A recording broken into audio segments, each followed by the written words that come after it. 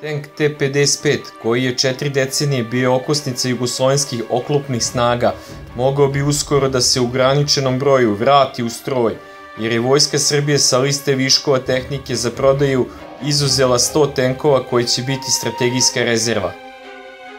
Reč je o tenkovima koji su proglašeni viškom i izbačeni iz upotrebe nakon odvajanja Crne Gore, a koji će u narednom periodu biti remontovani u Tehničko-remontnom zavodu u Čačku. Od ukupno 282 tenka T-55 koji se nalaze na spisku tehnike određene za prodaju, bit će izuzeto 100 tenkova koji će poslužiti da se oformi strategijska rezerva.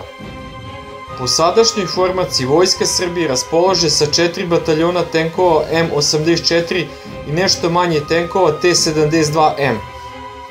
Ukupno se u 4 brigade kopnene vojske u centru za obuku u Požarevcu, u remontnoj rezervi i na poligonu Pasuljanske livade nalazi 232 tenka M84 i 61 tenk T-72M, a taj broj bi mogao da se dodatno poveća ukoliko se ostvari najavljivana donacija od 30 tenkova T-72B1 MS iz Rusije.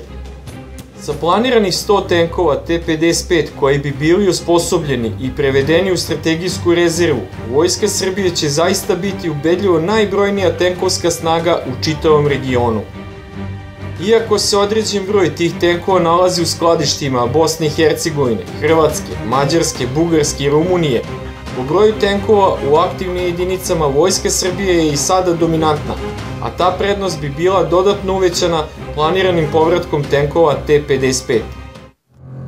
Planirani povratak tenkova T-55 uklapa se u trend da se u upotrebu vrate pojedina proverena i kvalitetna sredstva, koje su 2006. godine bez ozbiljne analize izbačene iz formacije. Tenkovi T-55 nabavljeni su za potrebe JNA od 1964. do 1983. godine od Sovjetskog saveza, Poljske i Čekoslovačke, a pretpostavka da je u te dve decenije kupljeno bezmalo 1700 tih oruđa. Tank T-55 je bio ubedljivo najzastupljeniji u JNA i korišćen je i posle raspada Jugoslavije, kako u novonastaloj Federaciji Srbije i Crne Gore, tako i u Hrvatskoj, Republici Srpskoj, Federaciji Bosne i Hercegovine i u Sloveniji. Savezna Republika Jugoslavija je svoje oklopne jedinice u velikoj meri zasnovala na tom tipu tenka, pa je presek stanja u martu 2004. godine ukazivao da je na listi tehnike 727 tenkova T-55. Svi tenkovi T-55 povučeni su iz upotrebe u vreme reorganizacije provedene od juna 2006.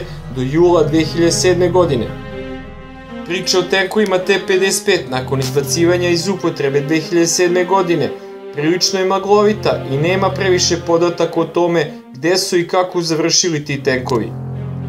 Poznato je da je u Crnoj Gori ostalo 62 tenka, od kojih je 61 uništen, a jedan je završio u muzeju. Preostalih 660 su ostali u Srbiji i pretpostavlja se da je jedan broj uništen, a drugi prodat stranim vojskama od Afrike do Azije. U Srbiji je prošle godine bilo na stanju 282 tenka T-55. U međuvremenu održana su 2 tendera za prodaju po 30 tenkova, a prodato je 37 vozila. Projekat modernizacije tenka T-55 je tank T-55H1, a nalazi se u izvoznoj ponudi Jugoimporta. Set komponenti za modernizaciju uhvata motor sa tenka M84 snage 780 konjskih snaga. Gusenici su sa tenka T-72. Ugrađivali bi se novi nišansko-osmatrački uređaj i termooblaga za cev topa. Top je kalibra 100 mm, a moguće je ugradnja varijante od 105 mm.